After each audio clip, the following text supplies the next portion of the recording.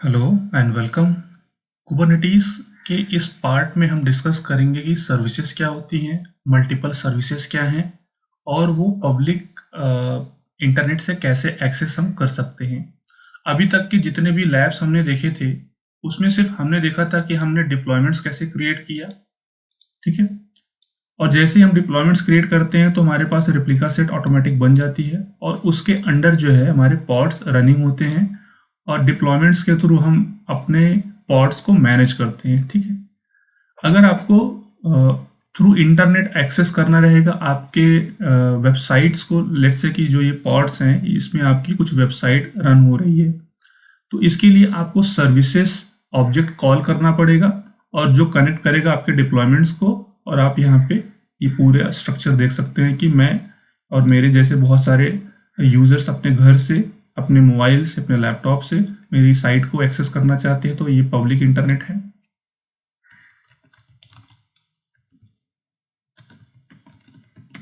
Public internet, तो यहाँ से अगर वो एक्सेस कर रहे हैं तो मेरी सर्विसेज को कॉल कर रहे हैं, ठीक है। इस लैब के लिए मैं अपने डिप्लॉयमेंट की फाइल को ओपन करके आपको दिखा देता हूँ, वही फाइल मैं यूज़ कर रहा हूँ, ठीक है। और अगर आपको चेक करना है कि सर्विसेज से रिलेटेड हमें डेफिनेशंस क्या लिखनी है, तो आपको kubectl explain service recursive pipe और फिर आपको यहाँ पे मोर जैसे आप टाइप करोगे तो पूरी इन्फॉर्मेशन आपको यहाँ से मिल रही है। आपको किस टाइप की सर्विसेज कॉल करानी है, तो यहाँ पे आप देख सकते हो क्लस्टर आईपी है। और थोड़ा सा और नीचे जाओगे तो यहाँ पे आपको लोड बैलेंसर भी दिखेगा, ठीक है। एक्सटर्नल आईपीज है, बहुत कुछ है इसमें, जैसी आपकी रिक्वायरमेंट रहेगी। अब यहाँ पे आप नोड पोर्ट भी देख सकते हो। तो वन बाय वन हम इसका लैब करेंगे। तो मेरे पास क्लस्टर आईपी की कॉन्फ़िगरेशन मैंने यहाँ पे लिखी हुई है। इसमें एपीआई वर्जन, फिर उसके बाद काइंड सर्विस है, मेटा डेटा में मैंने नेम दी है डेवऑप्स हैंगआउट, और टाइप में मैंने क्लस्टर आईपी दी हुई है। टारगेट पोर्ट मेरा 80 और पोर्ट मेरा 80 है, ठीक है।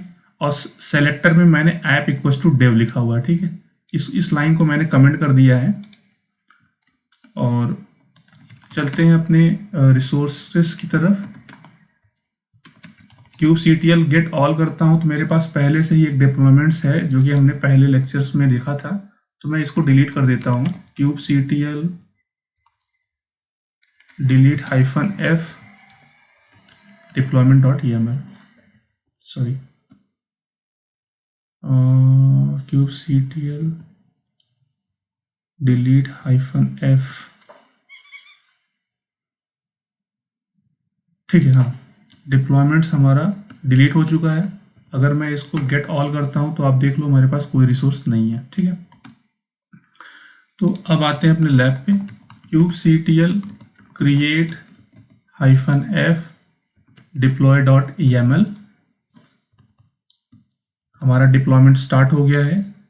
मैं वही डिप्लॉयमेंट फाइल यूज़ कर रहा हूँ और मेरे कंटेनर्स थोड़ी देर में क्रिएट हो जाएंगे। तो आप देख लो यहाँ पे डिप्लॉयमेंट्स हमारा, और उसके अंडर जो है हमारा रेप्लिका सेट भी बन गया है, ठीक है। थोड़ा वेट करने के बाद अगर हम फिर से इसको गेट ऑल करते हैं तो आप देख लो कि मेरे जितने भी कंटेनर्स हैं वो सब के सब कंटेनर्स अप एंड रनिंग हैं। और क्लस्टर आईपी में तो ये डेफिनेशन है मेरी, तो इसको भी मैं रन कर देता हूँ। kubectl create -f cluster ip.yml से मैंने इसको रन किया। और जैसे मैं इसको गेट ऑल करता हूँ kubectl गेट ऑल, तो आप यहाँ पे देख लो कि एक सर्विस क्रिएट हुई है क्लस्टर आईपी। क्लस्टर आईपी की आईपी एड्रेस आपको यहाँ से मिल जाएगी और ये रहा हमारा पोर्ट नंबर, ठीक है। अगर आपको इसको एक्सेस करके देखना है तो मैं आता हूँ अपने वर्कर नोड पे, कर्ल कमांड रन करता हूँ और यहाँ से मैं आपको दिखा देता हूँ आईपी को एक्सेस करके। तो मेरी साइट जो है वो एक्सेस हो रही है। यहाँ पे nginx हमने यूज़ किया हुआ है, जो वर्जन मैंने डिप्लॉयमेंट्स फाइल में दी थी वो यहाँ पे आपको दिख रही है, और 200 का मतलब ओके है, ठीक है। तो ये हो गया हमारा क्लस्टर आईपी, ये ब्राउज़र से एक्सेस नहीं होगा, ठीक है। तो अभी अपने क्लस्टर आईपी को हम रिमूव करते हैं, kubectl delete -f cluster IP. तो क्लस्टर आईपी हमारी रिमूव हो गई है, जो सर्विस थी। अब क्रिएट करते हैं नोड पोर्ट। तो नोड पोर्ट की भी डेफिनेशन मैंने फाइल में पहले से ही लिख के रखी हुई है। एपीआई वर्जन क्या है, काइंड मेरा सर्विस है, मेटा डेटा में मैंने डेवऑप्स हैंगआउट है, और सेलेक्टर में ऐप इक्वल्स टू डेव है, क्योंकि यही सेलेक्टर मैंने अपने डिप्लॉयमेंट्स फाइल में भी दिया हुआ है। और प्रोटोकॉल में मैंने TCP port number 80, node port में मैंने दिया है 32068, और टाइप मेरा नोड पोर्ट है, ठीक है। kubectl create -f nodeport.yml। और अगर मैं फिर से इसको गेट ऑल करता हूं, तो आप देख लो यहाँ पे सर्विसेज मेरी रन हो रही हैं, बट यहाँ पे मुझे पोर्ट नंबर भी मिल रहा है। अब इस पोर्ट नंबर की हेल्प से मैं अपने ब्राउज़र से अपने सर्वर को एक्सेस कर सकता हूँ। तो मैं यहाँ पे एक टैब ओपन कर लेता हूँ।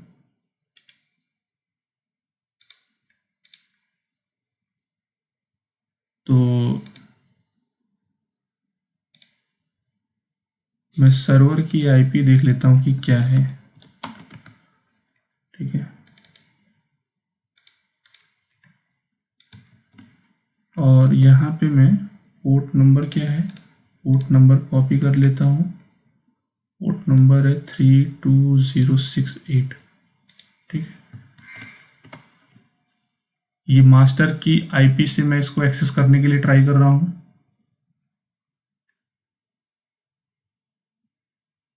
और एक बार मैं अपने वर्कर की आईपी से भी इसको एक्सेस करता हूँ।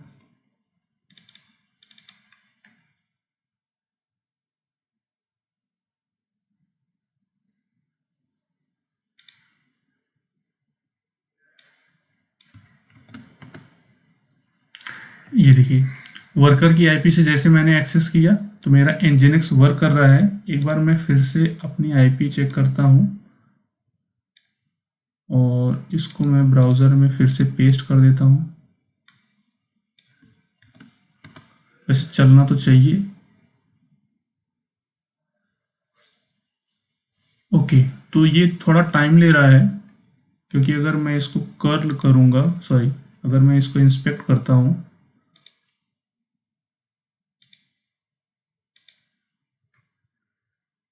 तो ये मुझे 304 का एरर दे रहा है, ठीक है। ये मेरे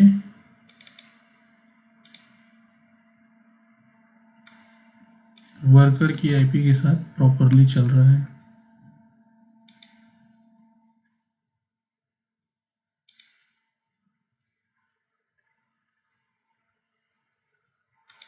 ठीक है, ये लोड हो रहा है, ठीक है। तो ये था हमारा नोड पोर्ट, जिसकी हेल्प से हमने अपने सर्वर्स को एक्सेस किया है, ठीक है। अब चलते अपने नोड पोर्ट को मैं डिलीट कर देता हूँ।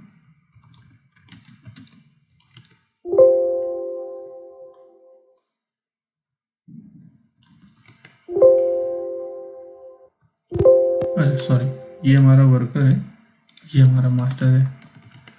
kubectl delete -f nodeport.yml, ठीक है। मेरे पास LB की डेफिनेशन यहाँ पे लिखी हुई है।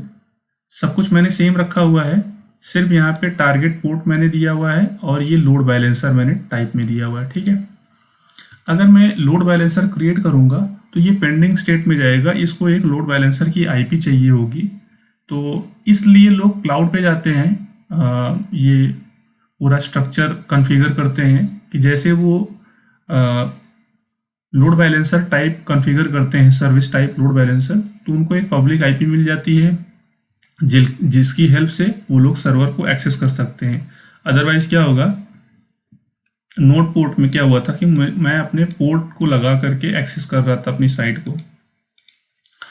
तो kubectl create -f lb.yaml से मैं अपने लोड बैलेंसर सर्विस टाइप को क्रिएट करता हूँ। तो आप यहाँ पे देखोगे सर्विस तो मेरी क्रिएट हो गई है, टाइप मेरा लोड बैलेंसर है, बट ये पेंडिंग स्टेट में रहेगा।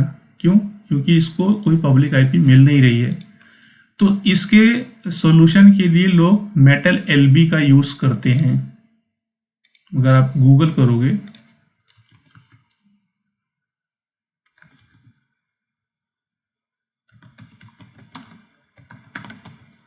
मेटल एलबी आपको एक ग्रुप ऑफ आईपी एड्रेस देगा, इसको आपको सेपरेटली इंस्टॉल करना पड़ेगा। तो ये कुबरनेटिस का देखो पार्ट नहीं है, ये मेटल एलबी के डॉक्यूमेंट से मैं इंस्टॉलेशन पे अगर आप आते हो तो इसके कुछ स्टेप्स हैं। इसको मैं सेपरेटली इंस्टॉल और कॉन्फ़िगर करके आपको दिखाऊंगा कि आपको आईपी एड्रेस कैसे मिलेगा, ताकि आप अपने डीएनएस मैपिंग करके अपने सर्वर का जो एक्सेस है वो ब्राउज़र के थ्रू आप ओवर द इंटरनेट आप इसको एक्सेस कर सकते हो। तो चलते हैं अपने रिसोर्सेज का क्लीनअप करते हैं। deploy.yaml और lb.yaml, ठीक है। गेट ऑल करता हूँ तो सारे रिसोर्सेस हमारे रिमूव हो गए हैं। तो ये था हमारा सर्विस टाइप, जिसमें हमने देखा कि हम कैसे डिफरेंट सर्विसेज को लॉन्च करते हैं और ब्राउज़र से एक्सेस करके हमने देखा, और लोड बैलेंसर के केस में देखा कि लोड बैलेंसर क्या कर सकता है और अलग से हमें क्या ज़रूरत है। ठीक है, तो इस वीडियो में फ़िलहाल इतना ही। Thanks for watching.